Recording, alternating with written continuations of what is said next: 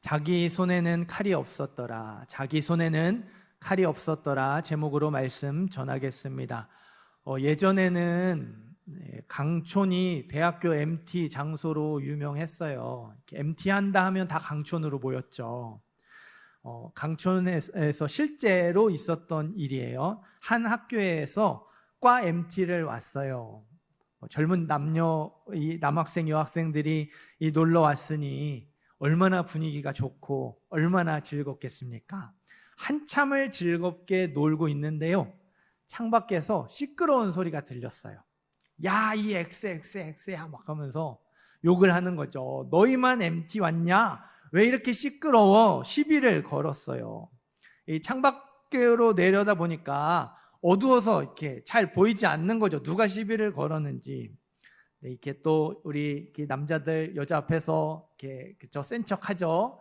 남자 학생들이 발끈을 해가지고요, 야, 거기 가만히 있어 하고 소리치면서 내려갔어요. 그런데요, 금방 우르르 다시 들어왔습니다. 허겁지겁 들어와서 문을 잠갔어요. 내려가서 보니까요, 운동부 학생들이 시비를 걸었던 거죠. 막 우락부락 근육질에 막 인상 험악하고 이 팔 이게 여기에 막 그림 그린 이렇게 형님들 있죠. 예, 운동부 여자 없죠? 남자들끼리 놀러 와가지고 가뜩이나 우울한데 옆에서 여자들 웃음소리가 들려오니까 이게 좀 화가 났던 것 같아요. 술김에 이제 시비를 걸어온 거죠. 여학생들 앞에서 센 척했던 남학생들은요, 미대 학생들이었습니다. 그림 그리는 학생들이었어요. 예, 당연히 게임이 되지 않겠죠. 운동부 학생들이요, 건물 안까지 따라 들어와가지고 문을 두들기면서 발로 차고 욕이란 욕은 다 퍼부었어요. 한 놈 나오라고, 한 놈만 나오라고, 한 놈만 걸리라고 계속해서 싸움을 걸었어요. 그 소리를 듣고도 우리 남학생들, 군대 갔다 온 복학생 형님들, 운동 좀 했다는 그 남학생들 다 가만히 있었어요. 아무도 문을 열고 나가서 맞서지 않았습니다. 그렇게 미대 학생들은요, 찍소리도 못하고 두려워서 떨다가 그대로 잠들었대요. 운동부 학생들도 제풀에 지쳐 돌아갔겠죠. 이 사건은요, 미대 학생들의 MT 흑역사로, 두고두고 흑역사로 남게 되었어요. 오늘 말씀, 다윗과 골리앗의 이야기, 너무나도 유명한 말씀이죠. 너무 잘 알고 있는 말씀이라서 이 골리앗을 무서워하는 마음, 골리앗 앞에서 겁먹은 이스라엘을요, 이 MT의 흑역사처럼 생각해요. 근데 정말 그럴까? 오늘 말씀을 자세하게 살펴보면 좋을 것 같아요. 우선 골리앗에 대해서 살펴보겠습니다. 4절과 23절에요, 골리앗을 싸움 도두는 자로 소개하고 있어요. 네, 성경을 이게 여러분 이렇게 숙제를 드릴게요. 이따 말씀을 다 이렇게 들으시고 또 이제 집에 가셔서 사무엘상 17장을 처음부터 끝까지 한번 말씀을 떠올리시면서 천천히 읽어보시면 좋을 것 같아요. 앞부분을 제가 간단하고 빠르게 설명을 드리겠습니다. 4절과 23절에요, 골리앗을 싸움을 도두는 자로 소개하고 있어요. 영어 성경은요, 챔피언으로 번역을 합니다. 챔피언은 1등만 사용할 수 있는 호칭이죠. 33절, 51절에는 골리앗이 용사로 나와요. 챔피언이면서 용사. 그러니까 블레셋 용사 중에 넘버 원, 블레셋의 최고 용사가 골리앗이었다는 말이죠. 그도 그럴게요. 키가 무려 6규빗 1뼘, 2m 90입니다. 3m에 가까운 거인이죠. 키만 큰 게 아니라 우리 운동부 학생 형님들처럼 우락부락 근육질의 인상도 험악했을 거예요. 투구로 머리를 가리고 갑옷으로 몸통을 가리고 각반으로 다리를 가렸어요. 방패는 앞에서 들고 있는 사람이 따로 있었죠. 단창을 둘러맸고요, 양손에 칼과 창을 들었어요. 머리부터 발끝까지 최고 좋은 장비로 완전 무장한 상태였습니다. 생각해 보세요. 완전 무섭게 생긴 근육질의 거인이요, 싸움을 엄청나게 잘해요. 장비도 최고로 좋습니다. 그런 골리앗이요, 1대1로 싸우재요.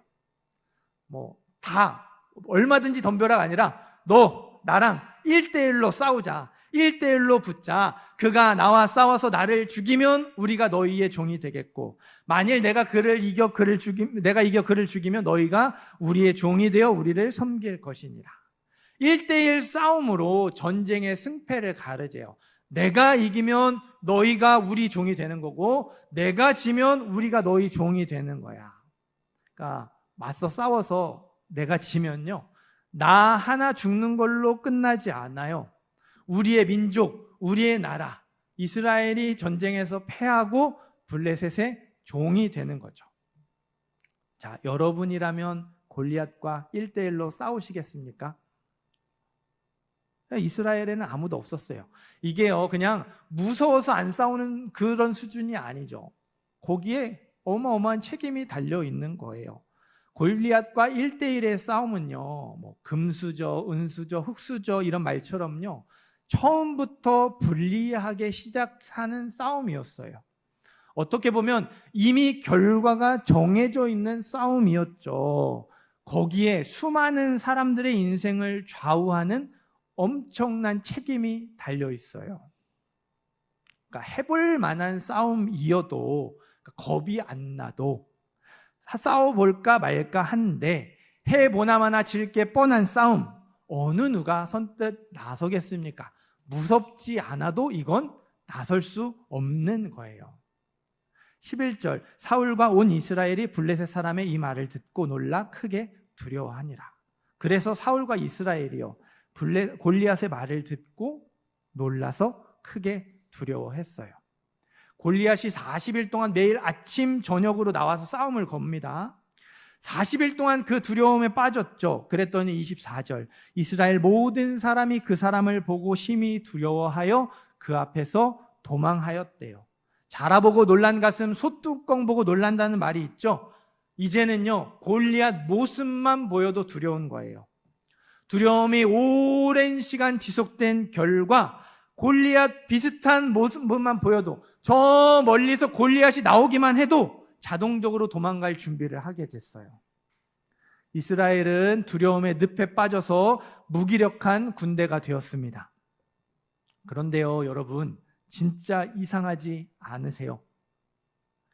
이스라엘 군대가 이 정도로 사기가 떨어졌으면 블레셋이 어떻게 해야 합니까? 이 기회를 놓치지 말고 공격해야 되죠. 골리앗만 보여도 우르르 도망가잖아요. 기세를 몰아서 블레셋 군대가 확 밀고 들어오면요, 그걸로 전쟁은 끝나는 거예요. 그런데요, 블레셋도 40일 동안 가만히 있었어요. 이스라엘이 두려워서 40일 동안 가만히 있었는데 블레셋도 40일 동안 가만히 있었어요.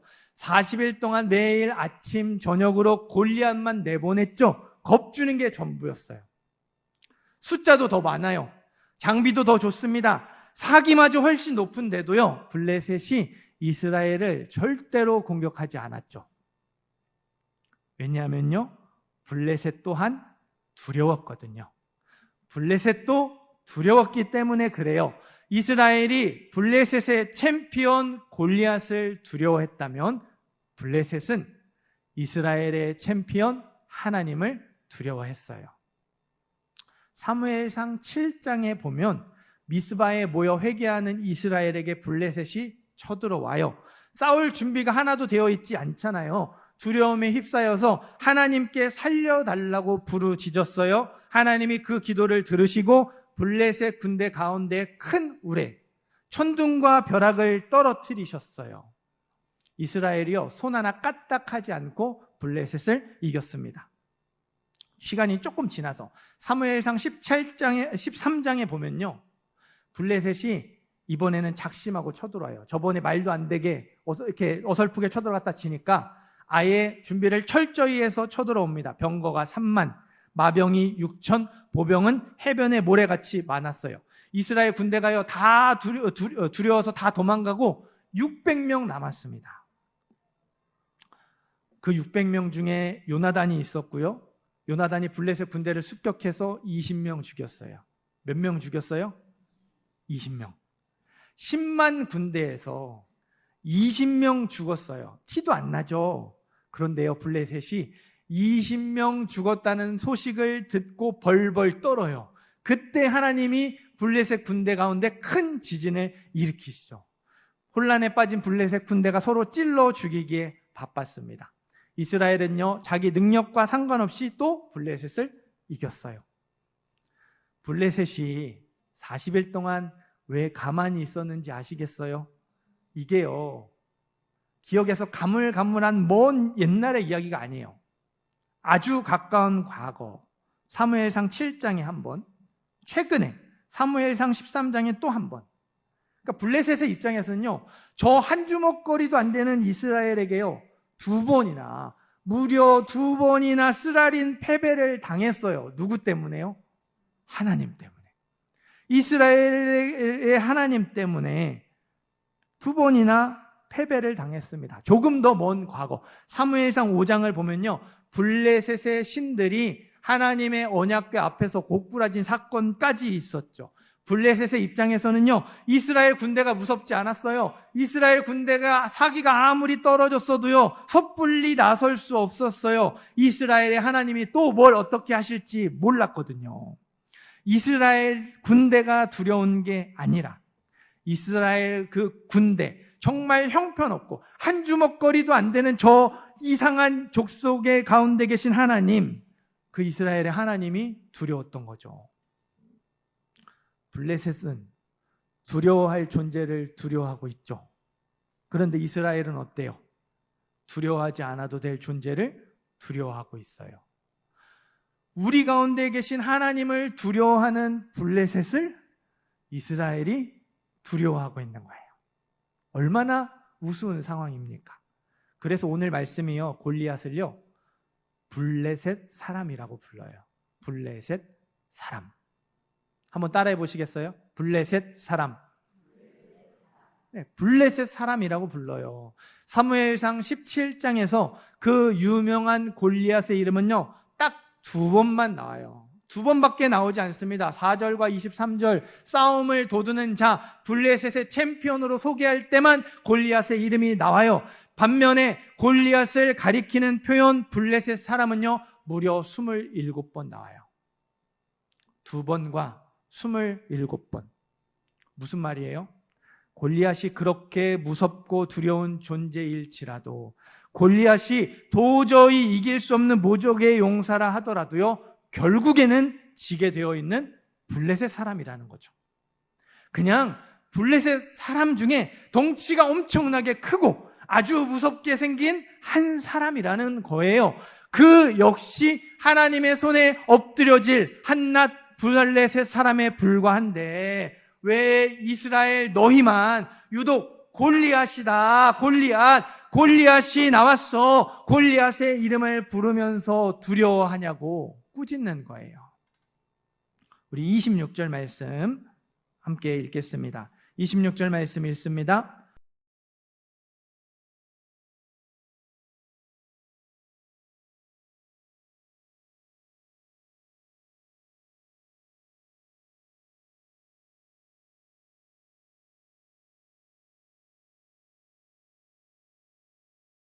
아멘. 다윗은 골리앗이라고 부르지 않죠. 할례받지 않은 블레셋 사람이라고 불러요. 자, 32절도 한 번 더 읽겠습니다. 32절 읽습니다.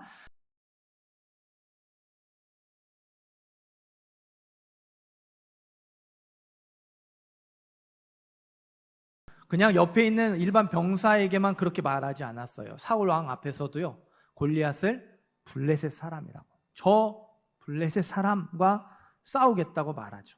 다윗은요, 골리앗의 덩치, 골리앗의 무장, 골리앗의 용맹에 흔들리지 않았어요. 도저히 이길 수 없는 것처럼 보이는 저 골리앗이 바로 할례받지 않은 블레셋 사람이라는 걸 놓치지 않았죠. 이스라엘 가운데 살아계시는 하나님을 믿음의 눈으로 바라보았습니다. 다윗이 골리앗 보고 겁이 안 났겠어요? 엄청난 책임 앞에서 주저하는 마음이 안 생겼겠어요? 겁났겠죠. 주저하는 마음도 생겼겠죠. 그러나 다윗은 하나님을 잃어버리지 않았어요. 하나님을 놓치지 않았어요. 두려울수록 그 책임 때문에 마음이 짓눌릴수록 하나님을 더욱 굳게 붙들었습니다. 골리앗이 다윗을 두려워하지 않을 수는 있어도, 나를 두려워하지 않을 수는 있어도 나와 함께 하시는 하나님, 나와 함께 하시는 하나님은 두려워하는 게 분명하잖아요. 확실했기 때문입니다. 사랑하는 성도 여러분, 다윗을 통해서 얻을 수 있는 영적 교훈이 바로 이것입니다. 인생의 골리앗 앞에서요, 우리도 두려울 수 있어요. 엄청난 책임 앞에서 선뜻 용기가 나지 않을 수 있습니다. 불공평한 싸움에서 이길 가망이 없으니까 아예 시도조차 하지 않을 수 있어요. 그럴 수 있습니다. 두려울 수 있고 용기가 나지 않을 수 있고 그냥 그 자리에 주저앉아 있을 수 있어요. 그럴 수 있어요. 그럴지라도 하나님만 잃어버리지 않으면 돼요. 하나님만 붙들면 됩니다. 두려울수록, 용기가 나지 않을수록, 힘들수록 다윗처럼 하나님을 더욱 굳게 붙들면 되는 거예요. 그러면 거기서 하나님의 승리를 경험할 수 있죠. 그런데 이스라엘이요, 하나님을 잃어버렸죠. 살아계신 하나님의 군대 이스라엘이 마치 하나님이 계시지 않는 것처럼 두려워하고 또 두려워했어요. 계속해서 두려워했어요. 두려움의 늪에 빠져 허우적거리면서 하나님이 계시지 않는 것처럼 행동하는 것, 그게 이스라엘의 진짜 문제였습니다. 골리앗을 보고 두려워하고 용기가 나지 않고 그냥 그 자리에서 가만히 있는 것, 그게 문제가 아니라 그 가운데 하나님이 계시지 않는 것처럼 생각하고 하나님이 계시지 않는 것처럼 행동하고 하나님이 계시지 않는 것처럼 선택하는 것, 그게 진짜 문제였다라는 거예요. 혹시 저와 여러분에게는요, 인생의 골리앗 앞에서 두려움 때문에 하나님을 잃어버린 자리는 없는지 돌아보아야 해요. 높게만 느껴지는 현실의 벽 앞에서 두렵기 때문에, 좌절되기 때문에 하나님을 놓친 자리는 없는지 돌아보아야 합니다. 인생의 골리앗이 나를 두려워하지는 않아요. 만만하게 봅니다. 그러나 나와 함께 하시는 하나님은 두려워해요. 나와 함께 계시는 하나님, 내 안에 계신 하나님은 두려워해요. 그런데 내가 마치 그 하나님이 계시지 않는 것처럼 행동하고 하나님이 나와 함께 하시지 않는 것처럼 반응하는 자리는 없는지 살펴보아야 해요. 이스라엘이 살아계시는 하나님의 군대였다면 저와 여러분은요, 예수 믿는 사람, 그리스도인입니다.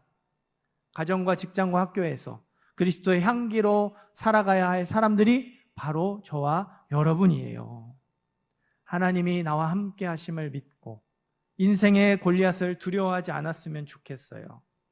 두려울수록, 힘들고 어려울수록 더욱 하나님을 굳게 붙드는 저와 여러분이 되기를 간절히 소망합니다. 36절, 37절 읽겠습니다. 36절, 37절 읽습니다.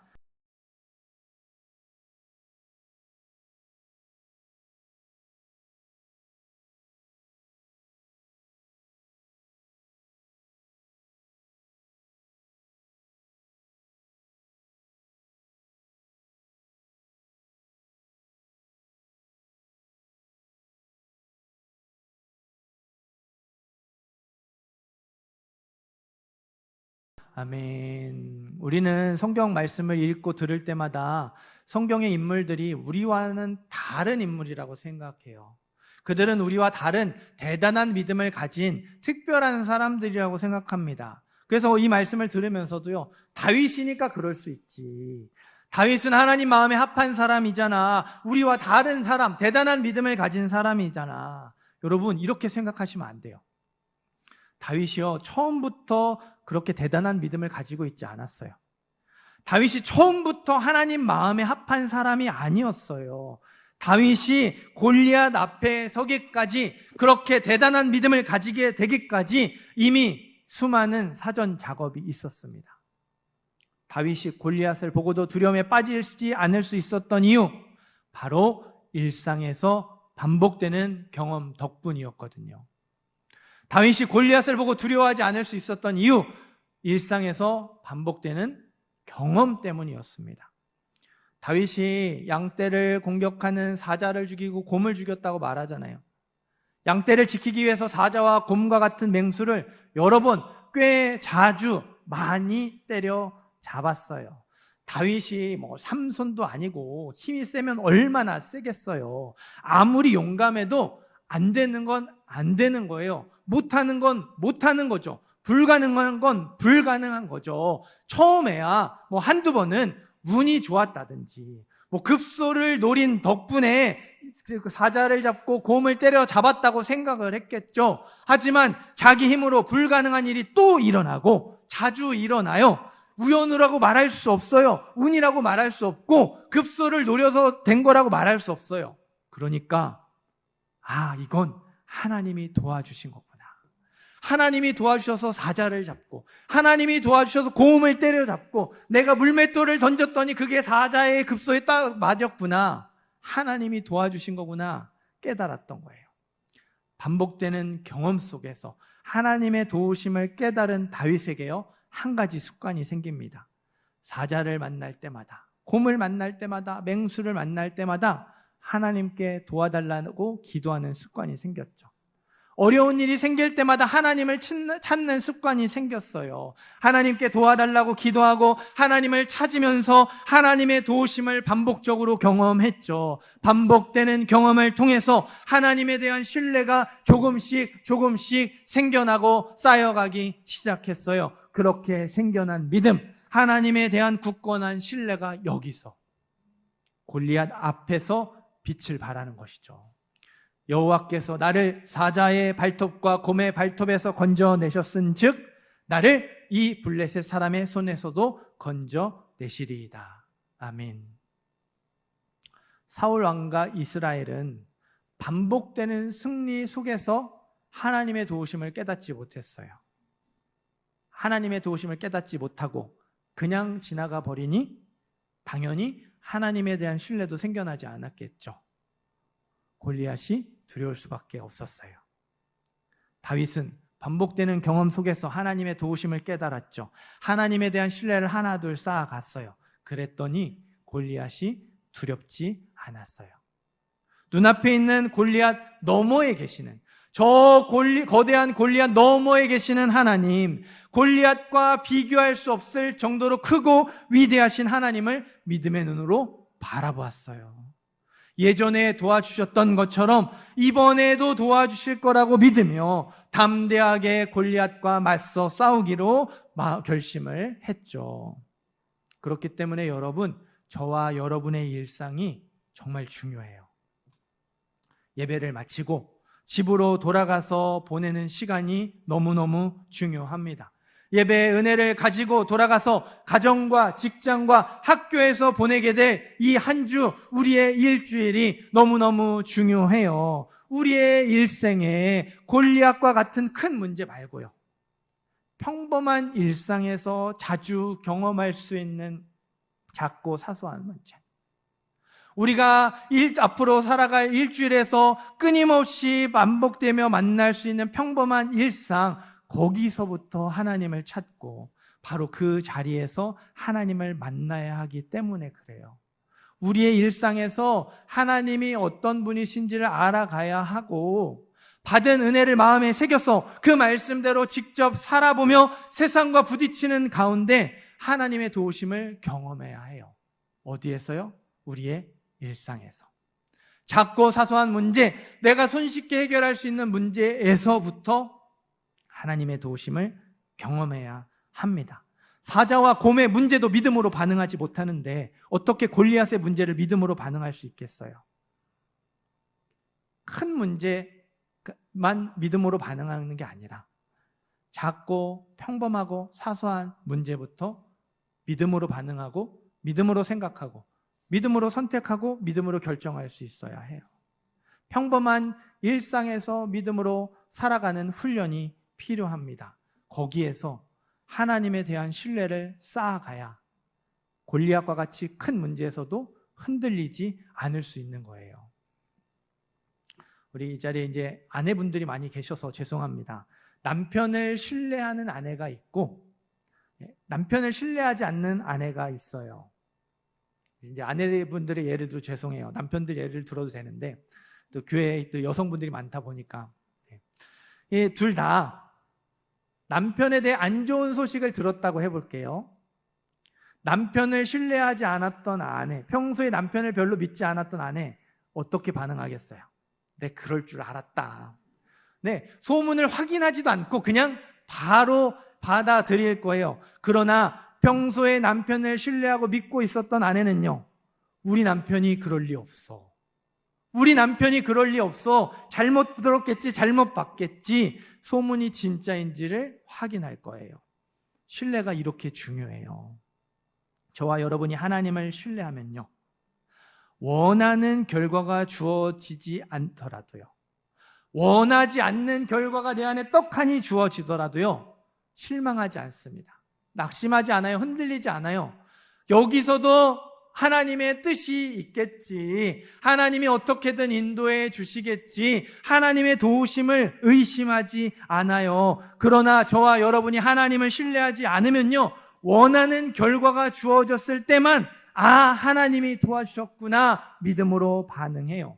원하지 않는 결과가 주어졌을 때는요, 하나님, 나 기도했는데, 말씀 보고 순종했는데, 예배 드렸는데, 믿음으로 살았는데 왜 이런 일 일어나요? 왜 나에게 이런 일이 일어납니까? 왜 내가 힘들어야 하고, 왜 내가 고생해야 하고, 왜 내 길이 열리지 않나요? 하나님을 원망하게 되죠. 신뢰하는 사람은 원하는 결과가 주어지지 않더라도 흔들리지 않아요. 그러나 신뢰하지 않는 사람은 원하는 결과가 주어졌을 때만 믿음으로 반응해요. 39절, 40절 함께 읽겠습니다. 39절, 40절 읽습니다.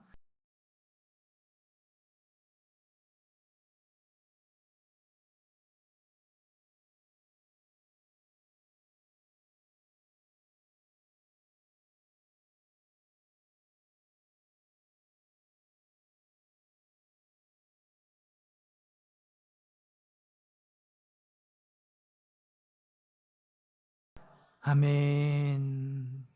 여러분, 우리가 세상에서 믿음으로 살아가고 그 수많은 믿음의 싸움을 할 때 오늘 말씀에 나오는 다윗처럼 행동하는 거 쉽지 않아요. 저도 압니다. 그게 얼마나 어려운지 잘 알아요. 굳게 결심을 하고 인생의 골리앗과 맞서 싸우기로 결단을 했을지라도요, 우리는 싸움에 필요한 것들을 다 갖추고 난 뒤에 싸우려고 하죠. 그 필요한 것들, 필요한 무기들이 준비되지 않으면요, 그 전에는 절대로 나서지 않습니다. 오늘 말씀의 다윗을 보십시오. 다윗은 그렇게 하지 않죠. 사울이 갑옷을 줬는데 몸에 맞지 않아요. 사울이 칼을 줬는데 땅에 질질 끌렸어요. 갑옷과 칼을 과감하게 포기하죠. 골리앗과 싸우려면 갑옷과 칼이 필요했는데 이게 맞지 않고 익숙하지 않으니까 갑옷을 벗고 칼을 내려놓았어요. 대신에 자기에게 익숙한 도구 막대기와 물맷돌을 가지고 나갔습니다. 돌 5개 들었어요. 그냥 하나님이 어떻게든 해주시겠지가 아니라 자기가 생각해 보니까 내가 할 수 있는 건 막대기 들고 물맷돌 던지는 건데 돌 5개 던지는 안에 승부를 못 보면 안 될 것 같은 거예요. 하나님만 믿고 가는 거예요. 하나님, 나는 내 능력으로는 5번 던지는 것밖에 못해요. 그래서 내가 원하는 결과가 나오면 하나님이 나를 도와주시고, 그렇게 되지 않더라도 나는 하나님을 믿고 달려가겠다는 거죠.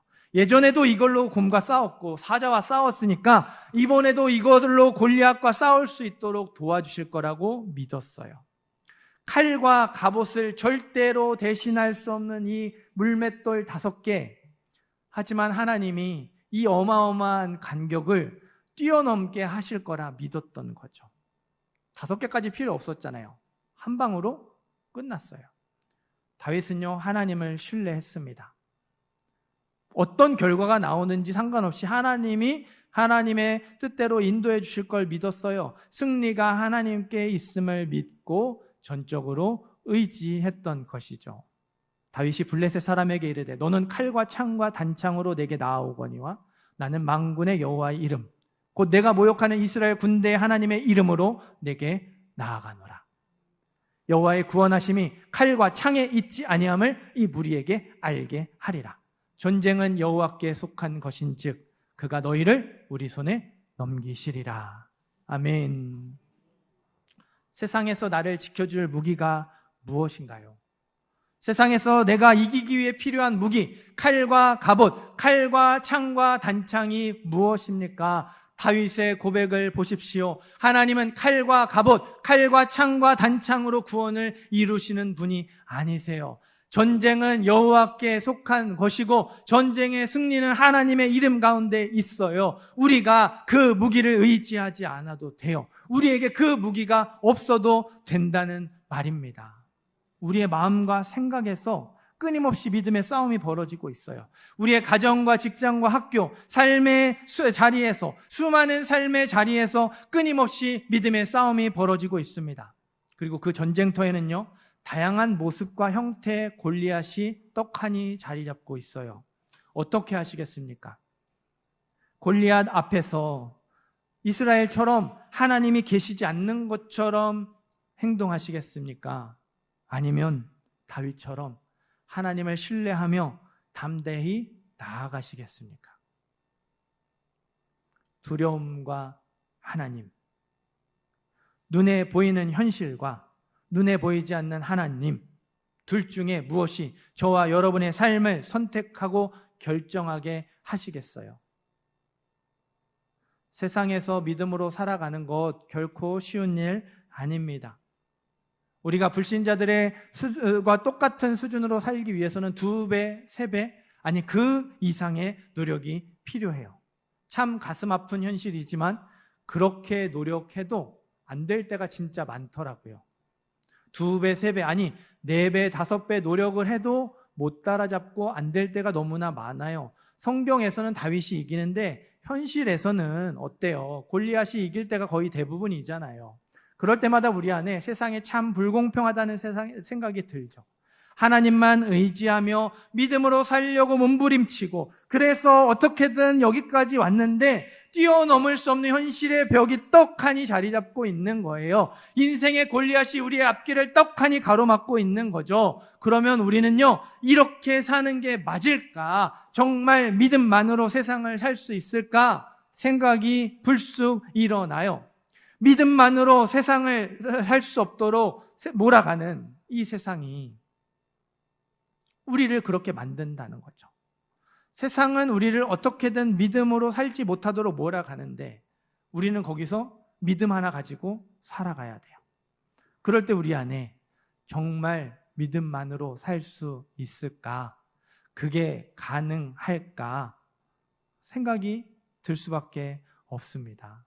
50절 말씀 함께 읽겠습니다. 50절 읽습니다.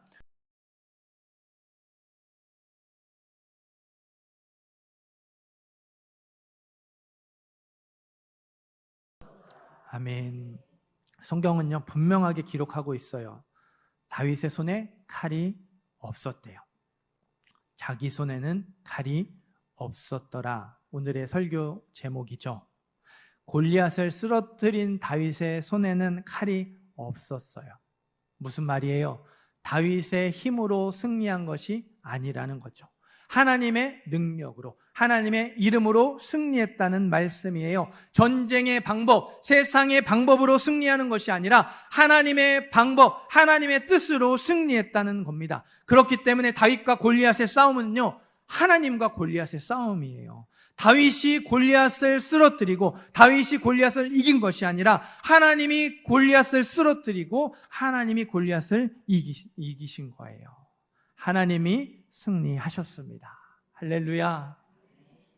하나님이 오늘 말씀을 통해서 저와 여러분에게 말씀하세요. 질문하십니다. 전쟁의 승리가 칼과 갑옷, 칼과 창과 단창에 있지 않고 나에게 있었던 것처럼 너희 삶의 영적 전쟁 또한 너희의 모습이나 너희의 능력에 있지 않고 나에게 있음을 내가 믿느냐?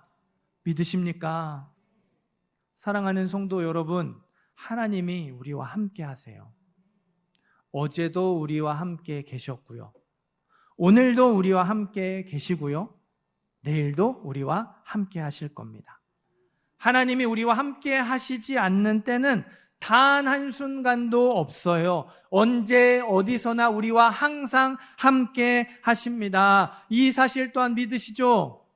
믿으시면 지금은 지는 것처럼 보이고 뒤처지는 것처럼 보일지라도 낙심할 필요 없어요.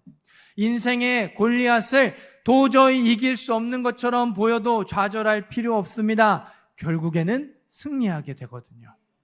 아주 짜릿한 역전의 승리를 경험하게 될 줄 믿어요. 우리와 항상 함께 하시는 하나님이 우리를 위해 싸우신다는 사실 믿으시기를 바랍니다.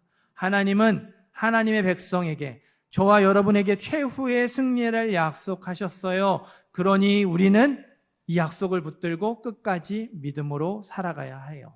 계속해서 믿음으로 싸워가야 합니다. 아무리 두렵고 힘들고 어렵더라도 하나님을 붙잡아야 돼요. 하나님을 잃어버리면 안 돼요. 꼭 기억하시기를 바라요. 우리의 능력은 숫자로 나타내는 세상의 스펙이 아닙니다. 돈, 재능, 인맥 결코 우리의 삶을 보장해 주지 않죠. 우리의 능력은 우리와 항상 함께 하시는 하나님인 줄 믿습니다. 하나님이 우리의 능력이에요. 우리에게 인생의 골리앗을 이길 능력 없으면 뭐 좀 어떻습니까?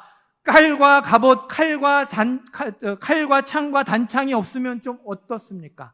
막배기 들면 돼요. 물맷돌 들으면 됩니다. 날마다 우리를 위해 친히 싸우시는 하나님이 우리와 함께 하시기 때문입니다. 날마다 우리를 위해 싸우시는 하나님 때문에 결국에는 우리가 승리를 경험하게 될 줄 믿어요. 인생의 골리앗 앞에서, 뛰어넘을 수 없는 현실의 벽 앞에서 두려워하지 마시기를 바라요. 하나님이 우리와 항상 함께 하심을 생각해내시고 하나님이 우리에게 승리의 약속을 주셨음을 떠올리시기를 바랍니다. 하나님을 신뢰하시기를 부탁을 드려요. 어떤 상황 속에서도 하나님을 잃어버리지 않고 믿음의 선한 싸움을 끝까지 싸워가는 모든 성도님들 되시기를 주님의 이름으로 축원합니다.